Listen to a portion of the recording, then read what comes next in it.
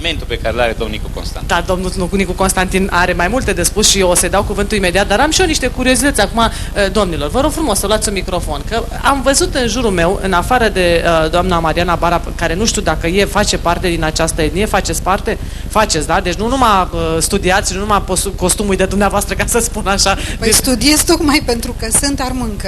Pentru că simt că am o nostalgie foarte puternică, trebuie să-mi descoper identitatea ca orice om și trebuie să fac săpături ca să aflu exact de unde sunt și de unde sunt bunicii mei și așa mai departe. Și asta este în sufletul fiecărui armân. Vreau să întreb despre femeile de acolo. Am văzut bărbați, am văzut atâția armâni, dar femei mai rar, așa, ce puțin ce am văzut eu, în afară de fetele din ansamblu Pilisteru care vor mai dansa aici și în afară de, știu eu, soția lui Gheorghe Hagi, eu chiar personal n-am mai cunoscut pe altcineva. Așa că spuneți-mi câte ceva, domnilor, despre femeile din această. Vă rog foarte frumos să luați un microfon. Să nu vorbesc eu, da. Așa, da. Deci, domnul Stelu, cine? Hai, spuneți-mi. Noi nu putem să vorbim decât de partea mai tânără. Așa, femei frumoase? Bineînțeles. Ale noastre, general, știți cum e. Noi spunem că cele mai frumoase, dacă sunt ale noastre. Corect. Hai, Stelu, nu mă lăsa. Zici și tu ce ați, gospodine? Super gospodine, super frumoase. Mai spuneți și mie câte ceva despre ce mâncați voi apropo de ce... Pot să vorbesc de fetele din ziua de astăzi, că sunt foarte bine ancorate în realitate. Da. Vis-a-vis de tradițiile vechi, e foarte frumos să vorbim, dar noi, a românii, ce vreau să spun eu și ce văd eu la ora asta, trăim ancorați în anii 2005. Am înțeles. Vis-a-vis de tradiții, într-adevăr, se păstrează și ce este extraordinar aici, că neavând o țară, noi toți fiind răspândiți, eu vorbesc vis-a-vis de fenomenul muzical, eu știu că acum ce cânt eu și în forma aceasta în care o cânt, o știu de la părinții mei. Și sunt foarte mândru la ora asta că am observat că nepoții mei, care credeam că nu mai știu, vorbesc foarte bine română. Dar ia mai spuneți și mie, ce se mănâncă acolo? Sau care e mâncarea specifică? Hai, spuneți, povestiți-mi ceva. Ecologul de la Nială. Stai, luați-o încet. Zice. Nu, domnul Nicu. Spuneți. Zi-mă, mai citeți.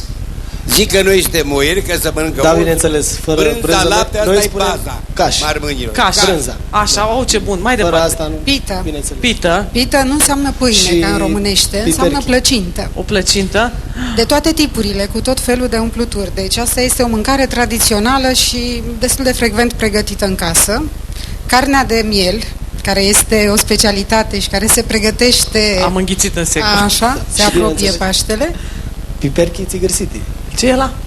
Ardei prăjiți, cu brânză, e mâncare specific macedonească. Ardei prăjiți? Da, ardei prăjiți cu roșii și cu brânză. Domnule ambasador, you know what we are talking about? Nu, să știți, apropo de ce a spus noastră mai înainte, da? eu am fost în Macedonia și comunitatea noastră de acolo, tineretul, din păcate nu prea mai vorbesc limba noastră. Eu am fost la rude acolo și nu mai știu să vorbim noi armânești. Asta e situația. Eu am fost astă vară în Grecia, în Pinda, am făcut un film documentar și am avut o surpriză excepțională în Cuțufleni. Preoteasa de acolo pregătea târhână și bulgur. Târhână? Târhână înseamnă niște paste făinoase făcute în casă. Așa. Deci dieta tradițională armânească se bazează pe paste făinoase și pe lactate, mai puțin pe carne. Și am auzit în familie de mult despre acest fel de mâncare, nu l-am văzut niciodată pentru că a fost abandonat ca multe lucruri. Vorbeam de modernizare mai devreme și am avut surpriza acolo să văd cum este acest târhână și cum este și bulgurul, care este un fel de grâu copt și sfărâmat, care tot așa se pregătește cu lapte. Adică îmi vorbiți mie despre toate lucrurile astea și nu mi-ați adus și mie să gust. Nu știe nimeni să facă bine, nu mai vorbesc cu nimeni de aici. Paste. Am înțeles. De la paste. Deci, cum să spun, ceva mai vechi decât pastele acum 100 de ani. Niște... Da, auzi, dar de exemplu la pastele italienilor voi cum vă uitați? Sau vreo legătură? Sunt mai bune ale noastre, cred. Am înțeles. Eram sigură că o să-mi spui așa. Sigur. Pentru că am să spun ceva mai colorat, mai exotic. Așa. Legăturile armânilor cu Italia erau foarte vechi, adică ei erau transportatorii peninsulei balcanice și se duceau frecvent la Veneția, de unde aduceau cadafe, aha, de asta se așa, explică. sirme și hrisăchi și așa mai departe. Și portul nostru este influențat de moda venețiană într-o măsură și este influențat și de moda orientală, pentru că ei transportau mărfurile de la Veneția până la Constantinopol și mai departe. Sau aduceau mărfuri din India venite în Constantinopol, în poli, cum se spunea, și le duceau până în Europa de Vest. Deci ei erau transportatori, erau cei care asigurau legătura comercială în vremuri când nu era asfalt, nu erau mașini, nu erau trenuri, avioane și așa mai departe. Am înțeles. O secundă vă întreb, Corina, dacă mai avem timp să mai luăm un telefon, îl luăm. Dacă nu, luăm pauza de publicitate, da? Stați așa, că avem regulamente aici interioare. După publicitate am să mă întorc la excelența sa, domnul ambasador. I'd like to know what's the main business in Macedonia and some other things about Macedonia, because we've never been there, so we'd like to know something before we came.